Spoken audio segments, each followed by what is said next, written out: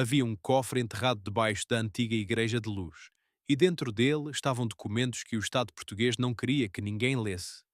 Cartas manuscritas de habitantes que tinham sido prometidos com compensações que nunca chegaram.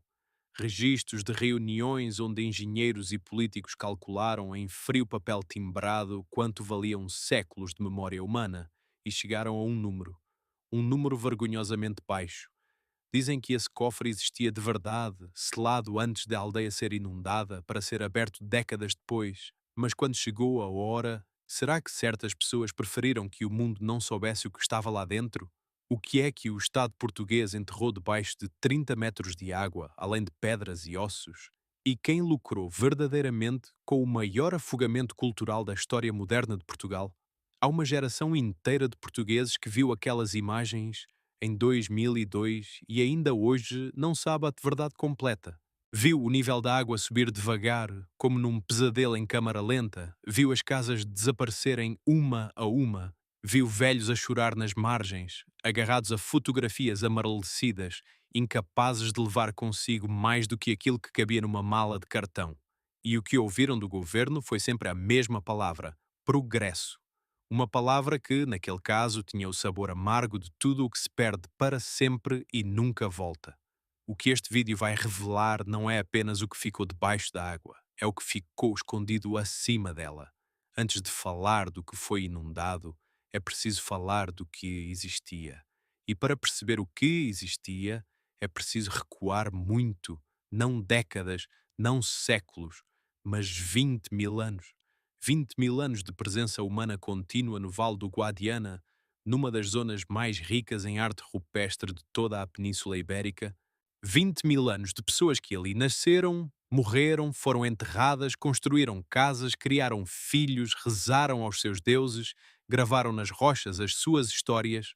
Tudo isso ficou debaixo de água no espaço de alguns meses, como se a história humana fosse apenas um inconveniente logístico num projeto de engenharia. Os arqueólogos que trabalharam na zona na década de 90 do século passado sabiam o que estava em jogo. Alguns deles tentaram levantar a voz, tentaram alargar os prazos, tentaram convencer o governo de que havia coisas ali que não podiam simplesmente ser fotografadas e esquecidas. Mas havia um grupo restrito de decisores, engenheiros, políticos, membros da administração do empreendimento de fins múltiplos do Alqueva, que já tinham tomado a decisão. E essa decisão tinha sido tomada muito antes de qualquer estudo arqueológico estar concluído. Os estudos eram, no fundo, uma formalidade para consumo público. A Albufeira ia encher de qualquer maneira. A questão era apenas quando. Só uma dúzia de pessoas sabia, naquela altura, a extensão real do que seria perdido para sempre, e durante anos essas pessoas mantiveram a boca fechada. Existia no coração do território que hoje está submerso uma rede de sítios arqueológicos de importância extraordinária que nunca foi totalmente catalogada nem totalmente revelada ao público português. Pinturas rupestres com mais de 8 mil anos, antas e dólmenes que eram testemunhos monumentais de civilizações que construíram antes de haver escrita, antes de haver impérios, antes de qualquer coisa que hoje chamamos história. Vilares e quintas que remontavam ao período romano, com mosaicos intactos debaixo da terra. Necrópoles árabes, vestígios visigóticos, fragmentos de uma civilização em camadas que um arqueólogo pode ler como um livro de 1000 páginas. Mas havia algo ainda mais perturbador naquilo que ficou debaixo da água, algo que muito poucos quiseram discutir abertamente. Havia corpos.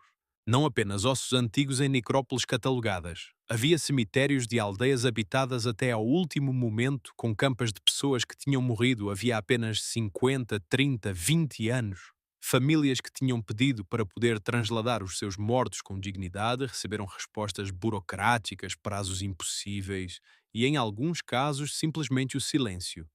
E quando a água subiu, havia mortos que ficaram onde estavam, não porque ninguém se importasse, mas porque alguém, em algum lugar, decidiu que o prazo não podia ser alargado. Quantos cemitérios ficaram intocados debaixo daquela água? A resposta oficial é evasiva até hoje. E por que razão seria assim tão difícil dizer a verdade? A Aldeia de Luz é o exemplo mais conhecido e o mais conveniente para o Estado, precisamente porque foi o único caso onde a relocalização foi tratada com algum cuidado visível. Uma nova aldeia de luz foi construída a poucos quilómetros da antiga, com casas brancas e ruas largas, e uma igreja nova que copiava a planta da antiga. Os habitantes foram transferidos. Os túmulos foram, pelo menos em parte, transladados, e o governo pôde mostrar essa aldeia ao mundo como prova de que tinha agido com responsabilidade, com sensibilidade, com respeito pela memória humana. Mas a aldeia de luz era apenas uma entre muitas, e as outras não tiveram o mesmo tratamento.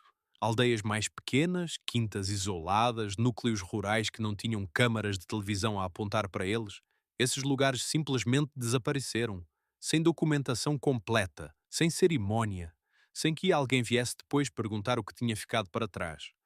Há uma mulher, hoje com mais de 80 anos, que cresceu numa dessas quintas e que guarda ainda numa gaveta da sua casa em Évora a última fotografia que tirou da porta da casa onde nasceu.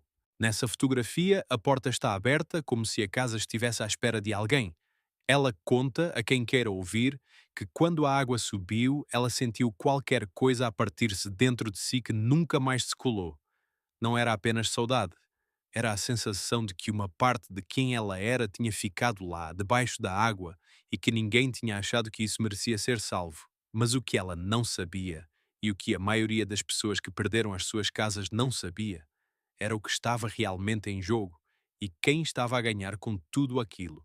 O empreendimento de fins múltiplos do Alqueva foi apresentado ao povo português durante décadas como uma promessa de desenvolvimento para o Alentejo, uma região que tinha sido historicamente esquecida pelo poder central, uma terra de latifúndios e de pobreza crónica e de gente que emigrava porque não tinha alternativa.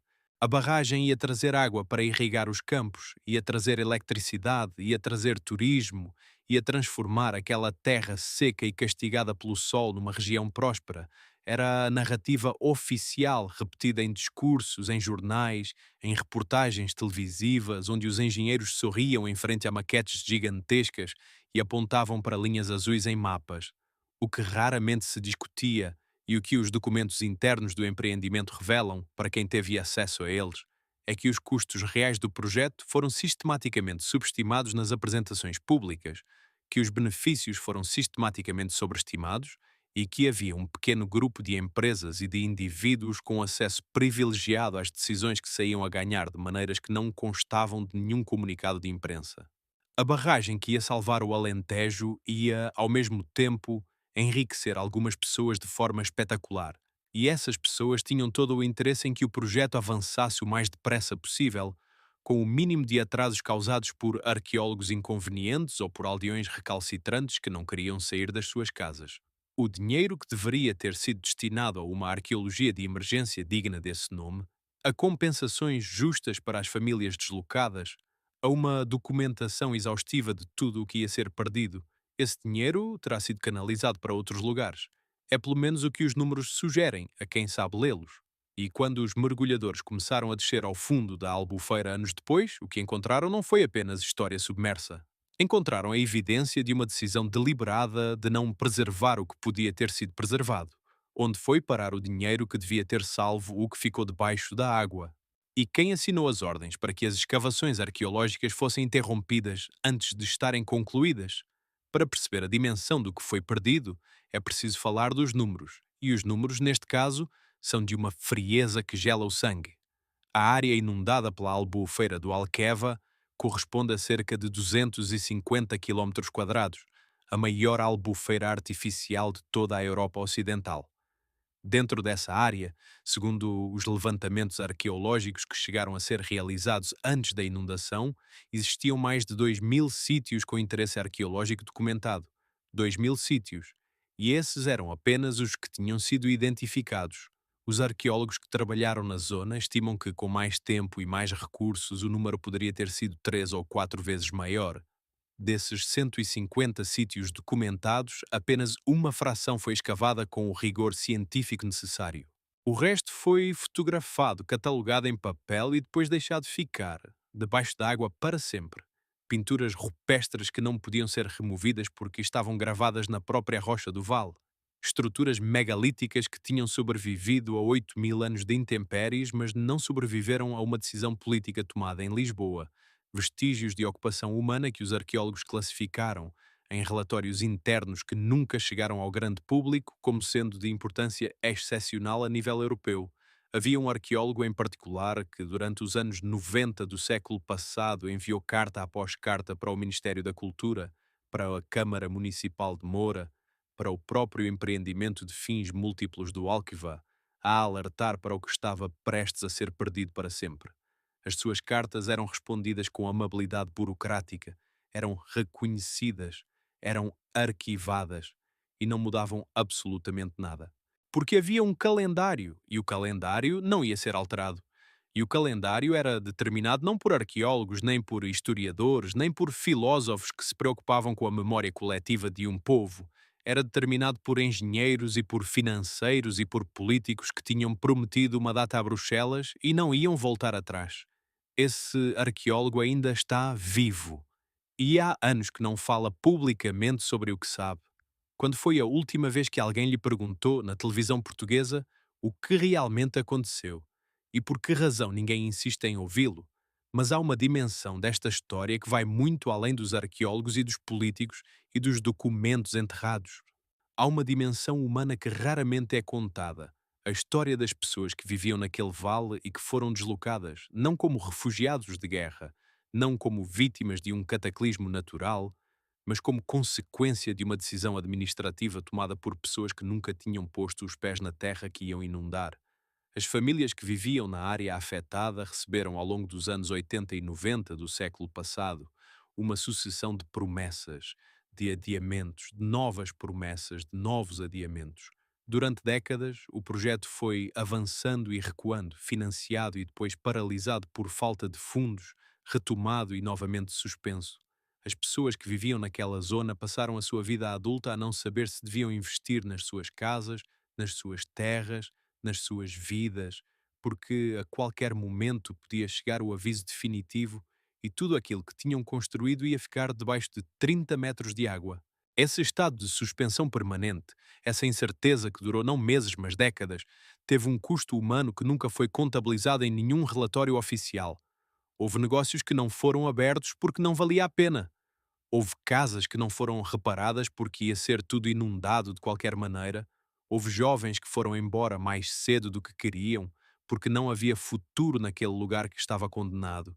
E houve velhos que ficaram, que recusaram partir, que morreram a olhar para a terra dos seus avós, sabendo que os seus netos nunca iam conhecê-la da mesma maneira.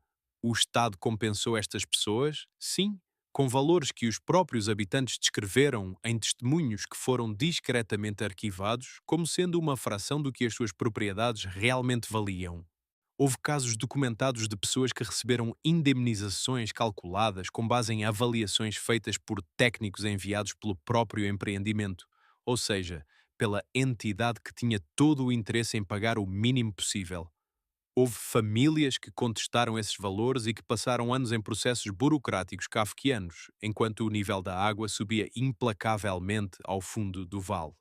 E enquanto as famílias recebiam indemnizações mínimas pelas suas casas e pelas suas terras, havia quem sussurrasse nos bastidores que contratos de construção, de fornecimento, de gestão tinham sido adjudicados a empresas ligadas a nomes conhecidos da política portuguesa. O contraste era tão gritante que alguns jornalistas tentaram investigá-lo na altura e encontraram portas fechadas, fontes que de repente deixavam de atender o telefone, documentos que tinham misteriosamente desaparecido dos arquivos onde deviam estar. Quanto dinheiro público desapareceu neste projeto sem deixar rasto? E quem eram exatamente as pessoas que assinaram os contratos mais lucrativos? Há uma particularidade na história do Alqueva que raramente é mencionada nas narrativas oficiais.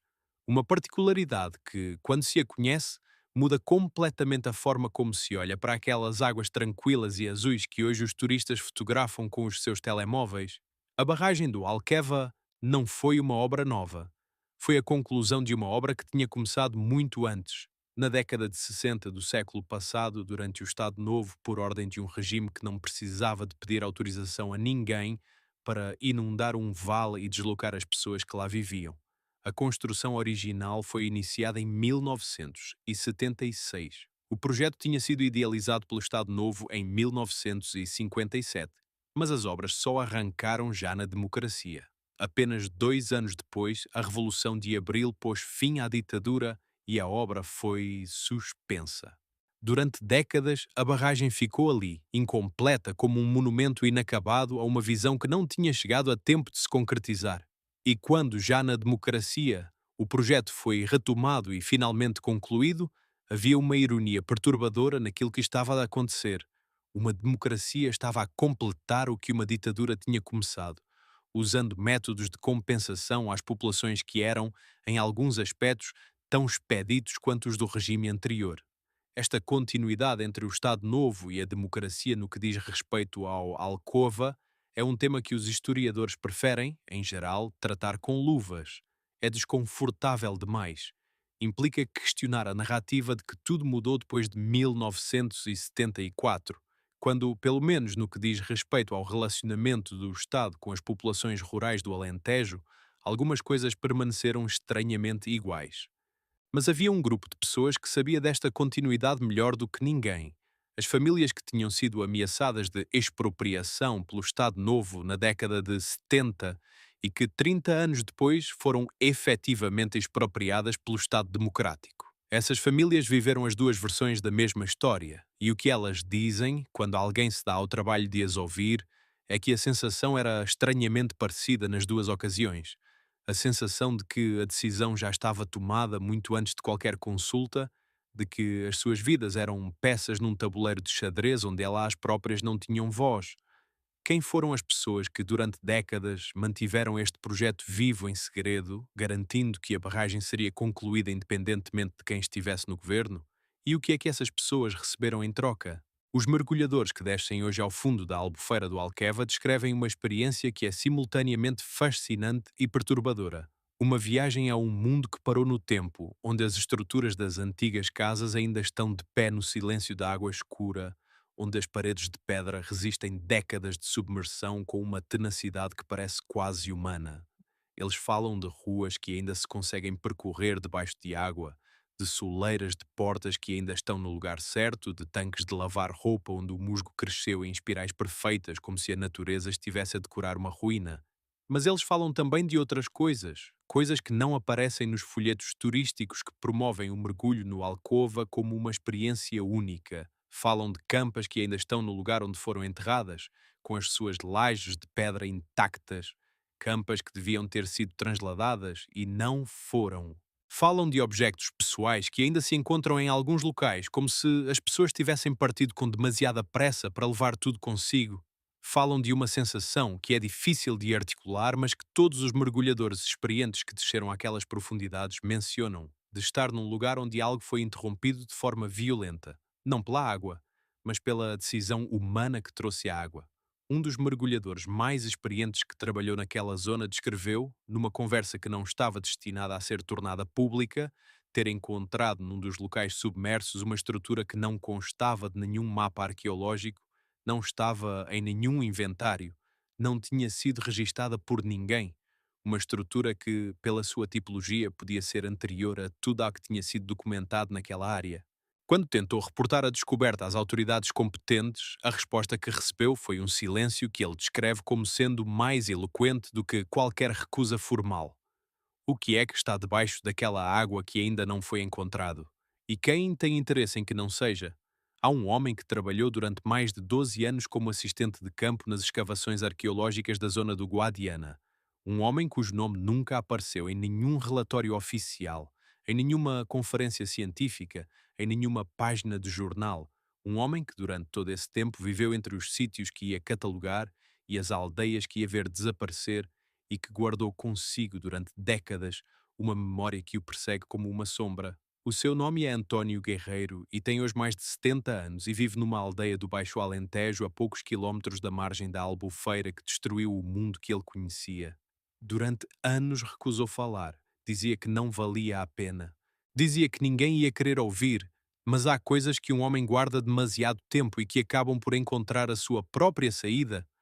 António não era arqueólogo de formação. Era um homem do campo, filho de agricultores daquela terra, que foi recrutado ainda jovem para trabalhar como auxiliar nas equipas científicas que chegaram à zona nos anos 80 do século passado. E precisamente por não ser arqueólogo, precisamente por ser invisível para as câmaras e para os protocolos, acabou por ver coisas que os outros não viram ou não quiseram ver. O que ele conta, com a voz calma de quem já fez as pazes com a impossibilidade de mudar o que aconteceu, é que num determinado dia de verão, no início da década de 90, a equipa de que fazia parte identificou num afloramento rochoso junto ao rio uma série de gravuras rupestres que nenhum de nós tinha visto antes. Não eram as gravuras conhecidas do Val do Coa, não eram as pinturas catalogadas que constavam dos inventários, eram algo diferente, algo que o arqueólogo responsável descreveu nessa noite, em voz baixa à volta de uma mesa de campanha, como sendo potencialmente a descoberta mais importante da arqueologia portuguesa dos últimos 50 anos. António recorda com precisão aquela frase: potencialmente a descoberta mais importante da arqueologia portuguesa dos últimos 50 anos. 2 dias depois, chegou uma ordem da direção do empreendimento. As escavações naquela área específica deviam ser suspensas imediatamente. Os registros fotográficos deviam ser entregues. Os relatórios preliminares deviam ser arquivados, não publicados, arquivados. E a equipa devia ser redistribuída para uma zona a vários quilómetros de distância, onde havia sítios menos significativos que precisavam de ser tratados com urgência. O arqueólogo responsável pela equipa protestou. Houve uma reunião. Houve palavras duras. E depois houve silêncio. E a equipa foi redistribuída como tinham ordenado. António perguntou ao arqueólogo no dia em que partiram daquele sítio o que é que ia acontecer às gravuras que tinham encontrado. O arqueólogo ficou um longo momento sem responder. Depois disse apenas: vão ficar onde estão. E onde estão, quando a água subir, já não serão problema de ninguém. Aquelas gravuras ficaram debaixo de água, nunca foram publicadas, nunca foram estudadas, nunca foram protegidas. E o arqueólogo que as encontrou, segundo António, pediu a reforma antecipada no ano seguinte e nunca mais trabalhou em arqueologia. Quantas outras descobertas foram suprimidas da mesma maneira, antes de a água subir e apagar todas as provas? E quem exatamente deu aquela ordem de suspender as escavações naquele dia de verão?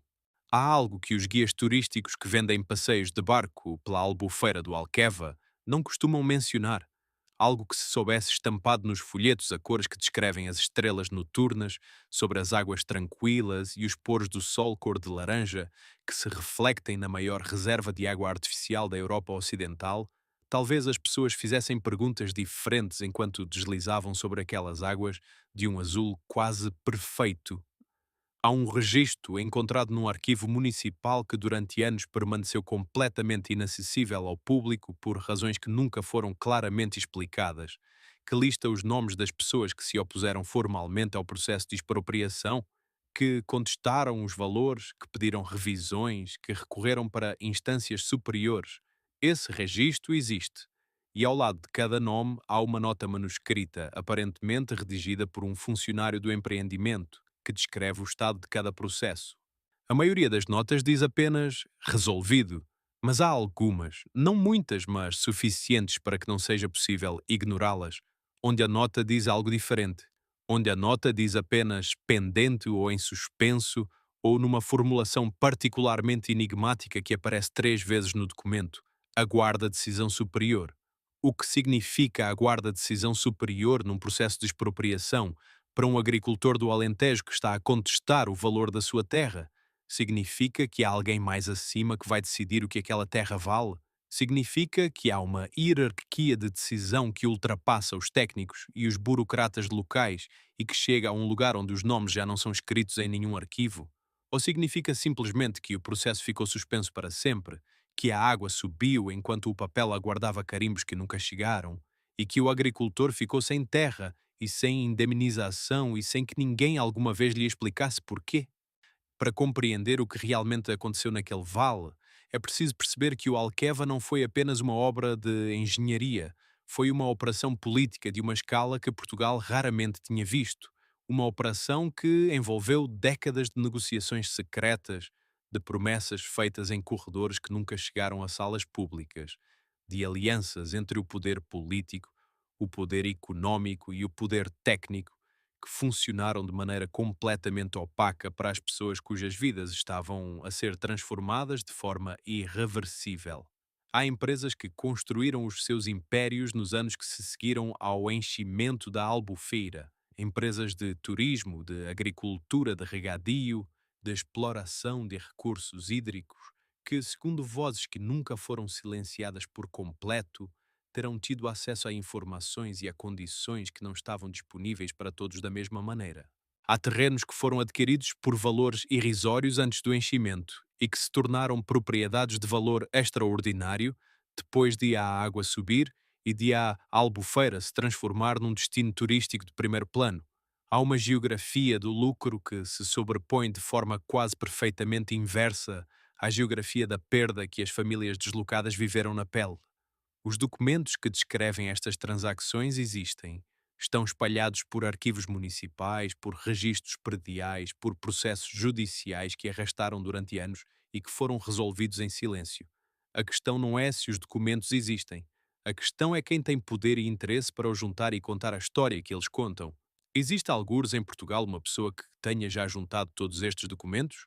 E se existe, o que é que lhe aconteceu quando tentou torná-los públicos?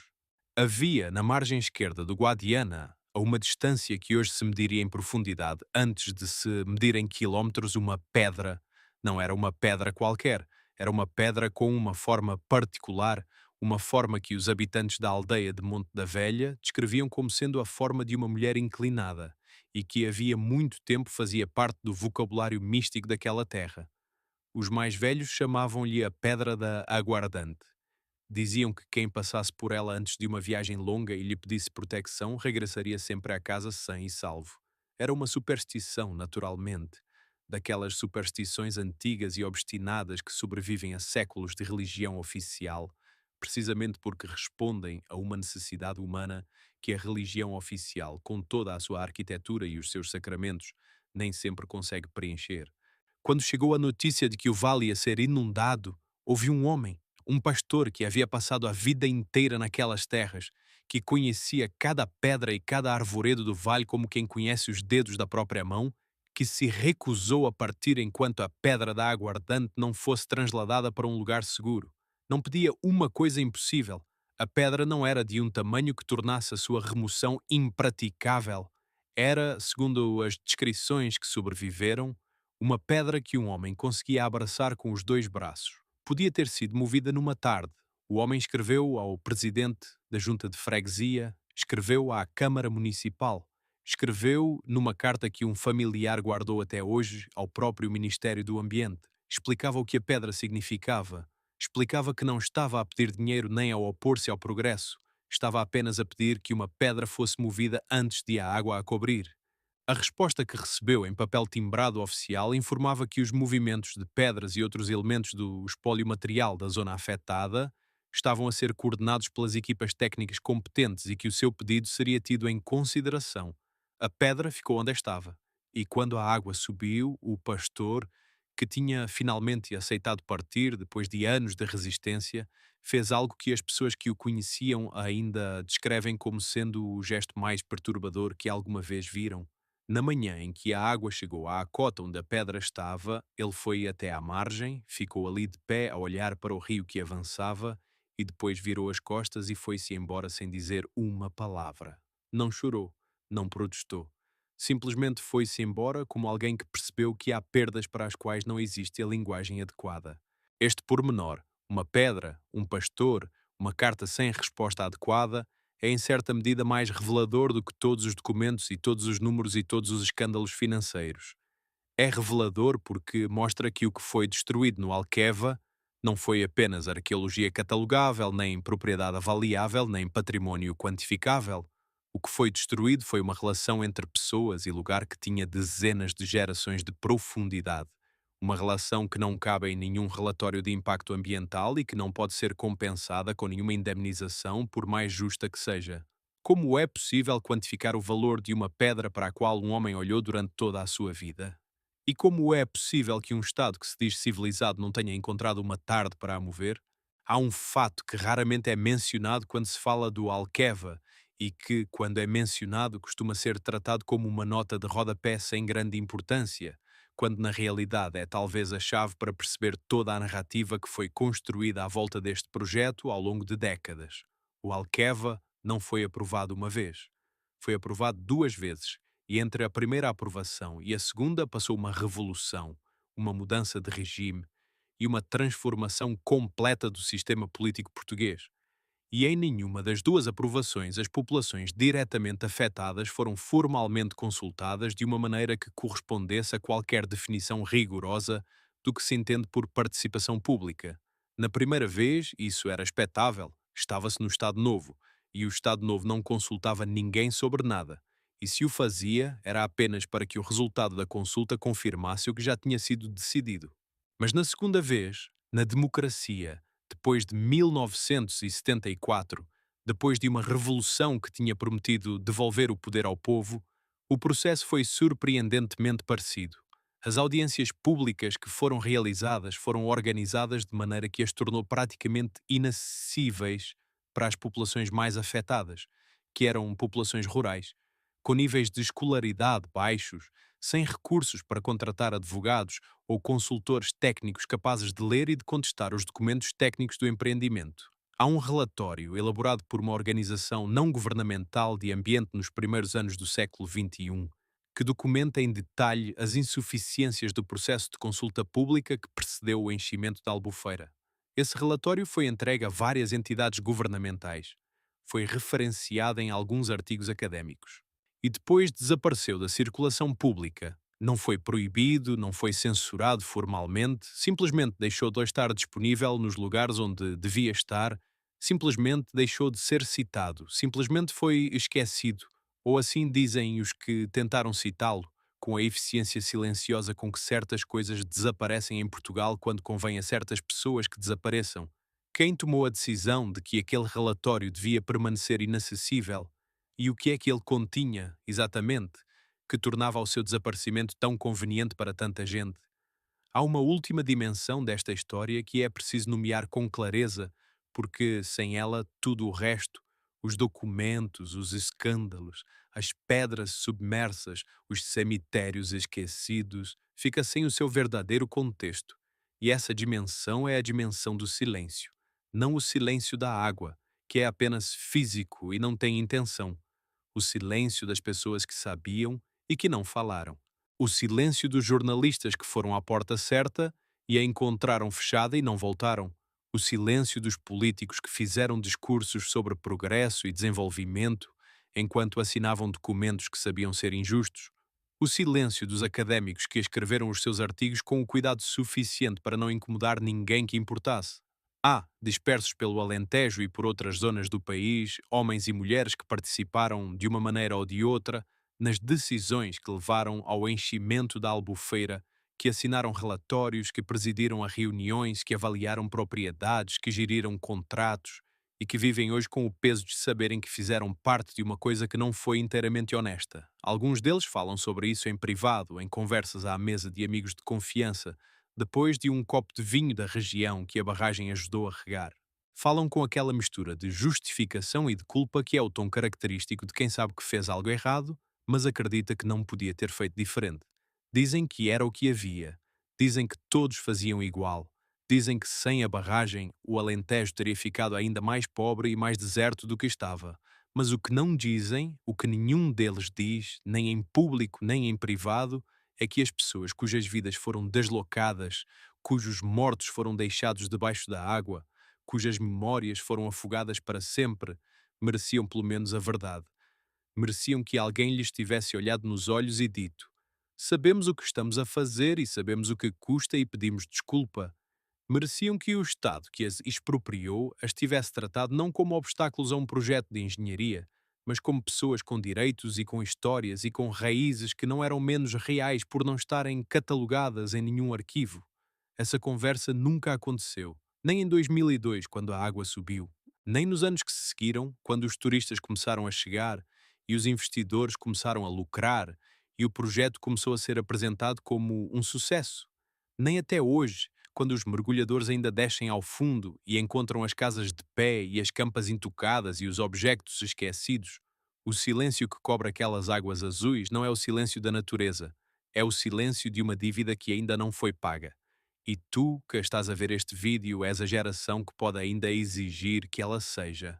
3 semanas antes de a água atingir a cota máxima de enchimento, um homem chegou à margem do Guadiana numa viatura sem matrículas visíveis, entrou na tenda de campo onde os últimos arqueólogos ainda trabalhavam e pediu para falar a sós com o responsável científico da equipa.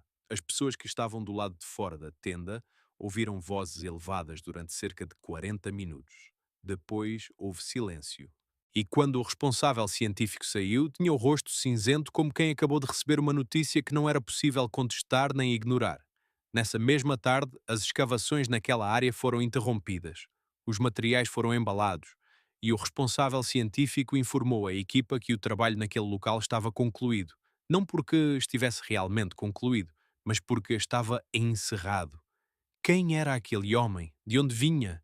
E o que é que disse naqueles 40 minutos que foi suficiente para acabar com meses de trabalho arqueológico num único dia? Os assistentes de campo que estavam presentes nessa tarde descrevem a cena, segundo versões recolhidas ao longo dos anos, com uma consistência perturbadora. Todos se lembram da viatura sem matrículas visíveis, todos se lembram da voz elevada dentro da tenda, todos se lembram do rosto cinzento do responsável científico quando saiu. Mas nenhum deles sabe, ou pelo menos nenhum diz saber, o nome do homem que entrou. E o responsável científico, que ainda é vivo, nunca falou publicamente sobre aquele dia, aparece em conferências, assina artigos, recebe distinções académicas e nunca, em nenhuma entrevista, em nenhuma conversa pública, fez sequer uma referência ao que aconteceu naquela tarde junto ao Guadiana.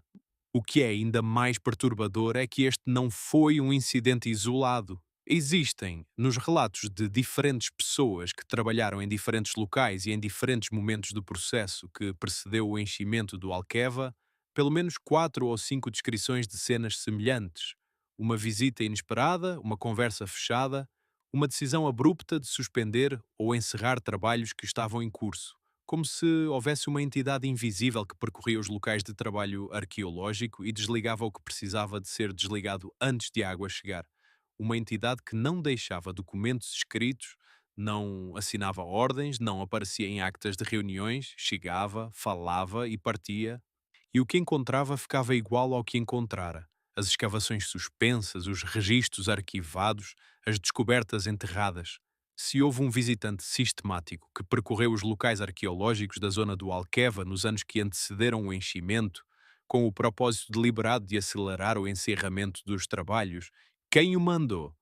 E que tipo de poder é necessário para entrar numa escavação arqueológica protegida por lei e fazer sair toda uma equipa científica sem deixar rastro escrito de nenhuma espécie? Havia um médico em Mourão, um clínico geral que exercia a sua profissão naquela terra há mais de 20 anos, que conhecia as famílias da região como se fossem extensões da sua própria. E aquele médico viu coisas nos últimos anos, antes do enchimento, que o perturbaram de maneiras que não constavam de nenhum relatório técnico sobre o impacto da barragem nas populações locais. Viu homens com mais de 60 anos que tinham passado a vida a trabalhar a terra e que, de repente, com a perspectiva iminente da expropriação, começaram a mostrar sintomas que ele reconhecia de outra coisa, de outra época, de outros tempos, de histórias que os livros de medicina não costumavam associar a obras públicas. Viu ansiedade crónica, insônia profunda, perda de peso que não tinha explicação orgânica. Viu pessoas que se recusavam a comer porque diziam que não valia a pena comer quando tudo ia acabar de qualquer maneira. Viu uma mulher de 72 anos que tinha vivido sempre a poucos quilómetros de onde nasceu e que, quando finalmente aceitou partir, entrou em colapso físico num espaço de semanas de uma forma que ele descreve com a contenção de quem escolheu as palavras durante muito tempo como sendo a manifestação corporal de uma perda que o corpo não conseguia processar. Este médico escreveu, nos anos 90 do século passado, um relatório que enviou à Direção-Geral de Saúde sobre o que estava a observar nas populações afetadas. Um relatório que descrevia com precisão clínica os efeitos do que ele chamava de deslocamento forçado prolongado na saúde física e mental das pessoas da região. O relatório documentava casos concretos, com nomes codificados por razões de ética médica, mas com a suficiente especificidade para que qualquer profissional de saúde que o lesse pudesse perceber exatamente do que se estava a falar. Segundo o que nos contou, o relatório foi acusado de recepção e depois desapareceu como se nunca tivesse existido. Nunca mais foi mencionado em nenhum contexto oficial. O médico tentou, nos anos seguintes, publicar uma versão adaptada do relatório numa revista médica portuguesa. O médico afirma que o artigo foi aceito para revisão e depois devolvido com exigências que, na sua leitura, só podiam ter uma explicação. Alguém não queria que o nome Alqueva aparecesse associado àqueles sintomas. As alterações pedidas eram tão substanciais que tornavam o artigo essencialmente inútil. O médico não publicou o artigo, guardou o relatório original e continua a exercer medicina em Mourão, mais velho agora e com a expressão de quem aprendeu que há certas batalhas que se perdem antes de começar, mas que as palavras que se escrevem continuam a existir mesmo quando ninguém as lê. Há décadas que o mundo sabe o que acontece quando se arranca um povo da sua terra. O Brasil sabe, a China sabe, a Índia sabe. Há estudos, há literatura, há números que documentam com rigor exatamente o tipo de colapso que aquele médico observava em Mourão. E o médico de Mourão sabia.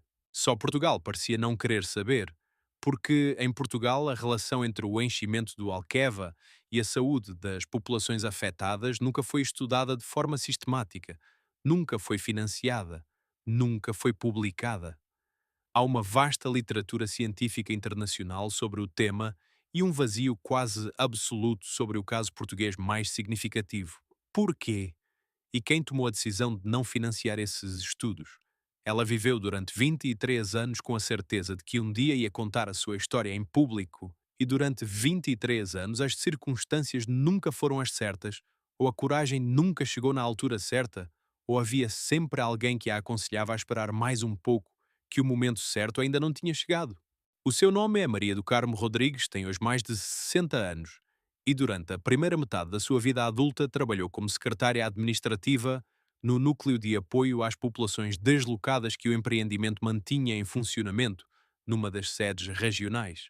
O que isso significava na prática era que ela estava sentada a uma secretária onde passavam os papéis das vidas das pessoas, as avaliações das propriedades, as propostas de indemnização, as contestações, as respostas às contestações, os papéis onde se decidia, em linguagem técnica e impessoal, quanto valia a casa onde alguém nascera e quanto valia a terra que o avô dessa pessoa tinha lavrado durante 50 anos. Maria do Carmo viu coisas naquela secretária que a fizeram compreender, ao longo de meses e de anos, que havia dois mundos a funcionar em paralelo naquele processo. Havia o mundo dos documentos oficiais, os procedimentos, os prazos, as fórmulas de cálculo, tudo aquilo que devia garantir que o processo era justo e transparente e respeituoso dos direitos das pessoas. E havia um outro mundo, que funcionava em paralelo com o primeiro, mas que não aparecia em nenhum documento, que consistia em conversas de corredor, em telefonemas que chegavam de Lisboa, em visitas de pessoas bem vestidas que não se apresentavam com o seu cargo real, mas que todos sabiam representar interesses muito mais poderosos do que os que constavam dos títulos que os tentavam. O que ela viu naquele segundo mundo foi um padrão sistemático. Não um ou dois casos isolados, mas um padrão de famílias que tinham contestado as avaliações recebendo respostas que adiavam os seus processos por meses e por anos, enquanto a data do enchimento se aproximava inevitavelmente, criando uma pressão que tornava qualquer contestação progressivamente mais inútil. Era uma estratégia de desgaste que não estava escrita em nenhum manual, que ninguém alguma vez ordenou formalmente por escrito, mas que funcionava com a regularidade de uma instrução precisa.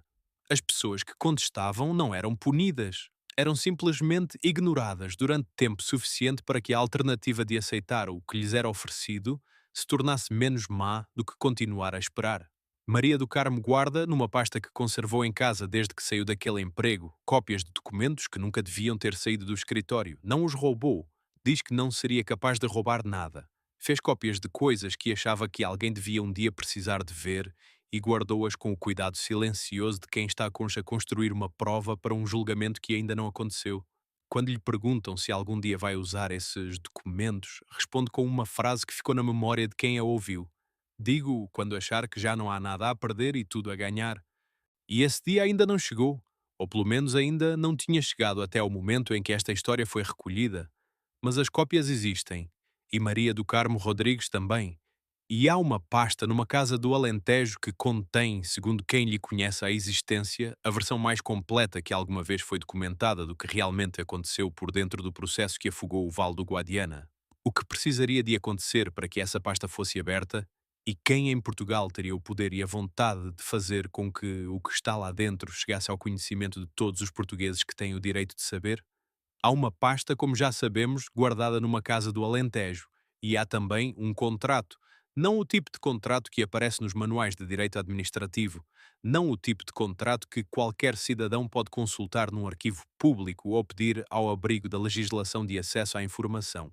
Um contrato diferente, um daqueles documentos que existem em apenas 2 ou 3 exemplares no mundo, que nunca são registados em notário, que nunca são assinados em público e que têm um poder sobre as vidas das pessoas que excedem muito o poder de qualquer documento legal convencional, precisamente porque a sua existência é negável.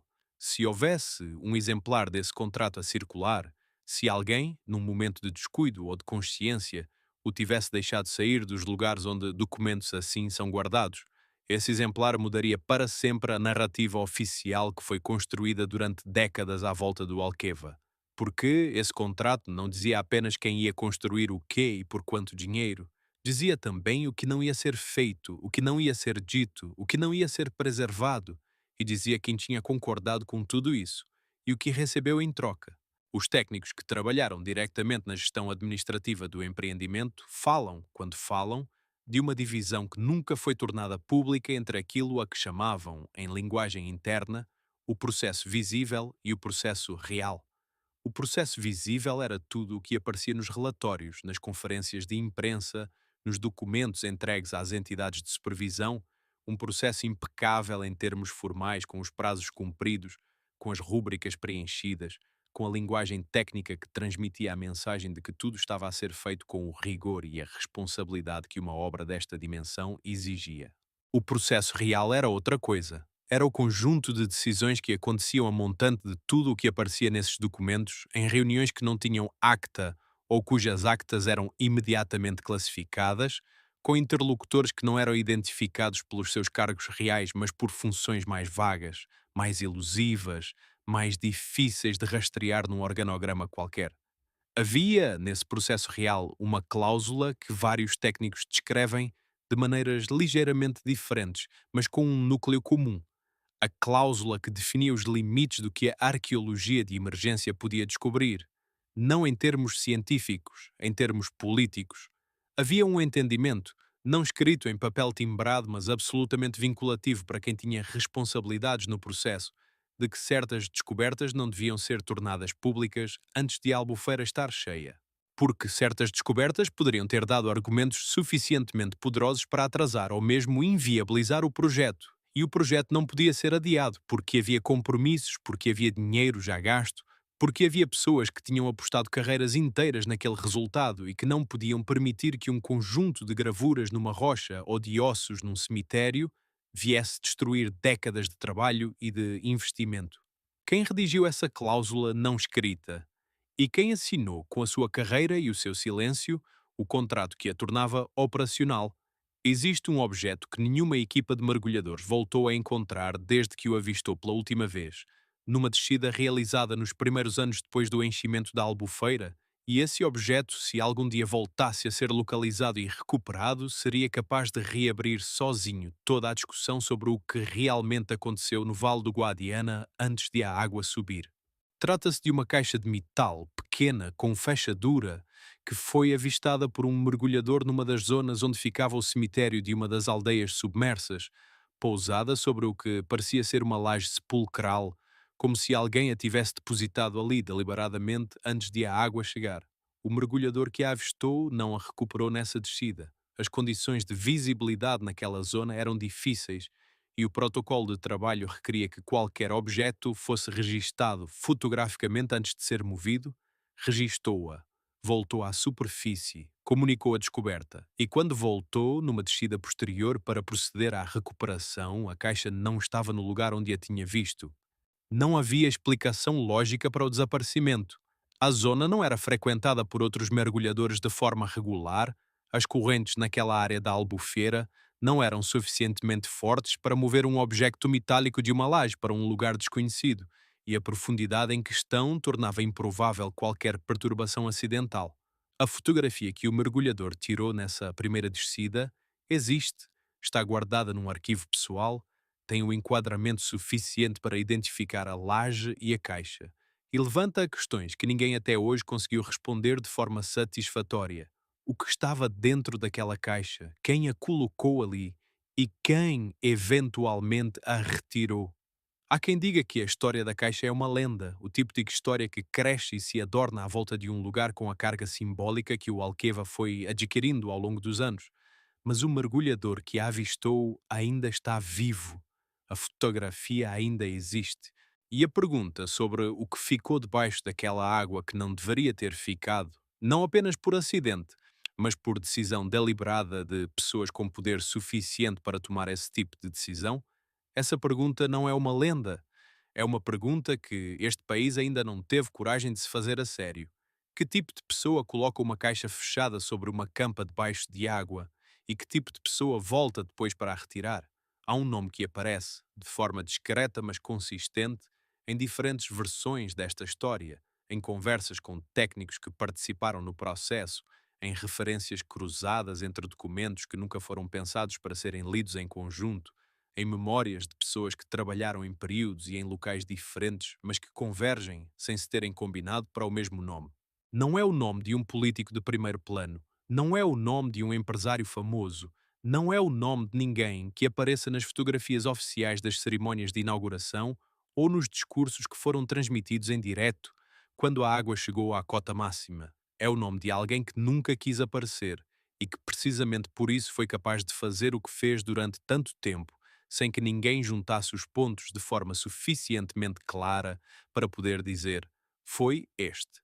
Vamos chamá-lo, por razões que se tornarão evidentes, pelo nome que os técnicos que o conheceram usavam entre si quando precisavam de se referir a ele sem o identificar diretamente: o coordenador.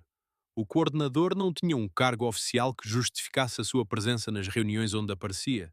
Não era engenheiro, não era arqueólogo, não era funcionário público de nenhuma categoria identificável.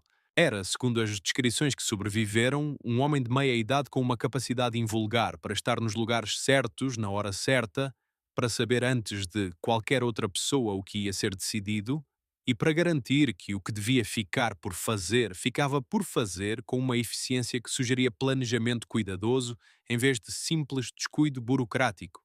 O coordenador era a pessoa que aparecia antes das interrupções. Era, alegadamente, a pessoa que fazia as chamadas que antecediam as decisões de suspender escavações. Era a pessoa que, segundo Maria do Carmo Rodrigues, que o viu entrar no escritório onde trabalhava pelo menos meia dúzia de vezes ao longo dos anos, saía sempre das reuniões com a satisfação discreta de quem sabe que o resultado foi o que pretendia. Nunca assinava nada. Nunca deixava documentos escritos. Mas o rastro da sua passagem estava gravado, de forma negativa, em tudo o que não aconteceu, em tudo o que não foi escavado, em tudo o que não foi publicado, em tudo o que não foi preservado quando ainda havia tempo para isso.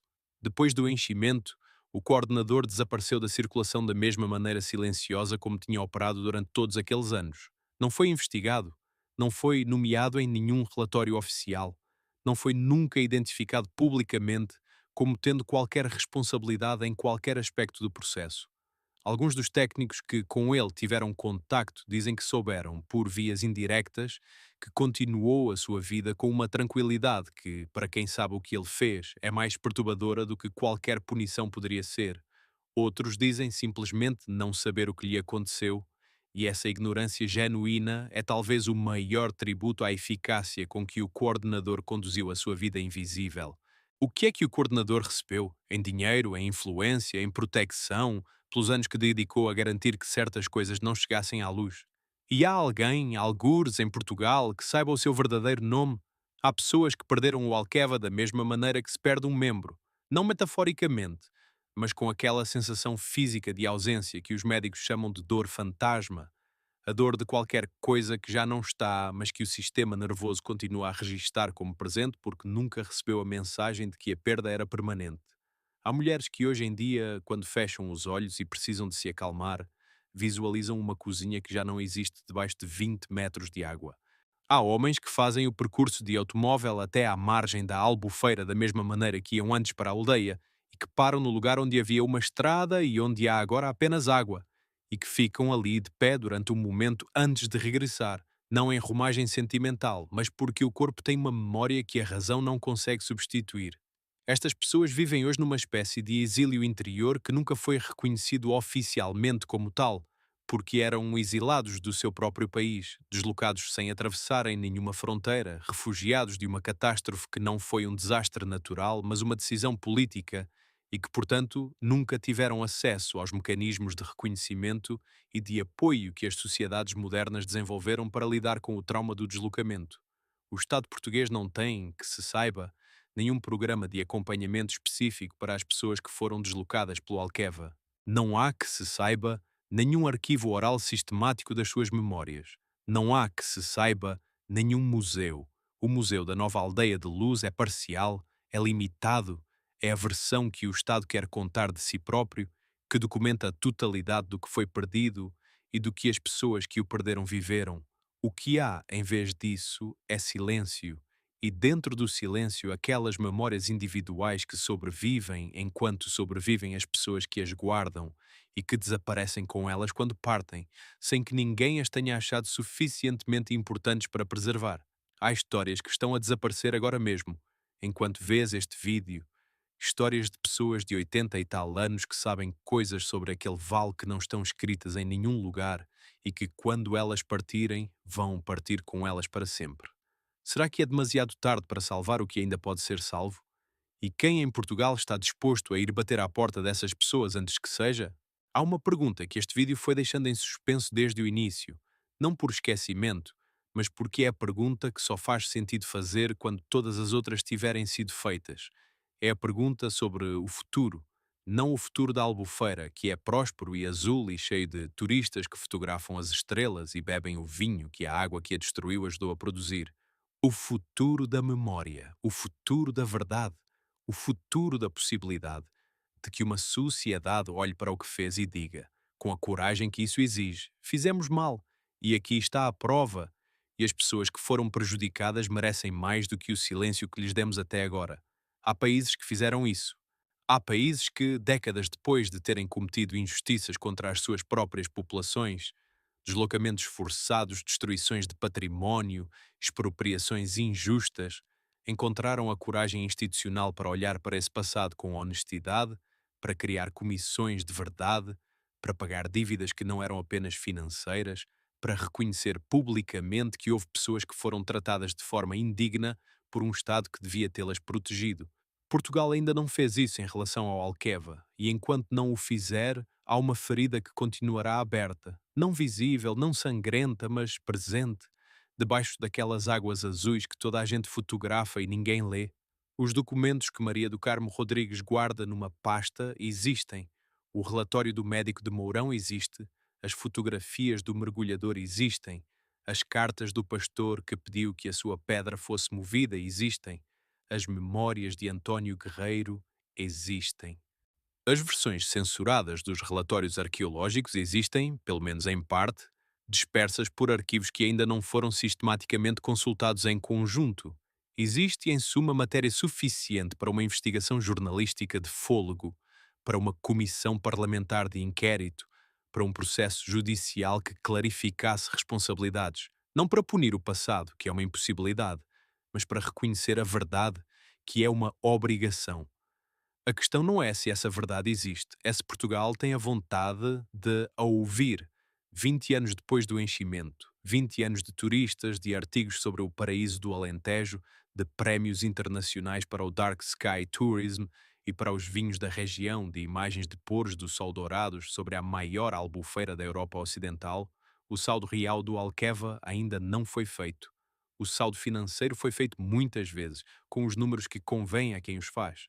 O saldo ambiental foi feito de formas que variam conforme quem pergunta e quem responde, mas o saldo humano, o que foi perdido em termos de memória, de identidade, de dignidade, de verdade, esse saldo nunca foi feito. E não foi feito não porque seja impossível fazê-lo, mas porque fazer esse saldo obrigaria a conclusões que algumas pessoas ainda estão vivas para não querer ouvir. Há uma geração de portugueses que viu aquelas imagens em 2002 e que merece, ainda em vida, ouvir a versão completa do que aconteceu. Não a versão do progresso necessário, não a versão do mal menor, a versão completa, com os nomes, com os números, com as decisões, com os lucros, com as perdas, com as pessoas que ganharam e com as pessoas que perderam e com a diferença abissal entre umas e outras. Essa versão existe, está dispersa por documentos e por memórias e por pastas guardadas em casas do Alentejo e precisa apenas de ser juntada por alguém com a vontade e a coragem de o fazer. A albufeira do Alqueva vai continuar ali, azul, imensa, silenciosa. Os mergulhadores vão continuar a descer ao fundo e a encontrar as casas de pé e as campas intocadas.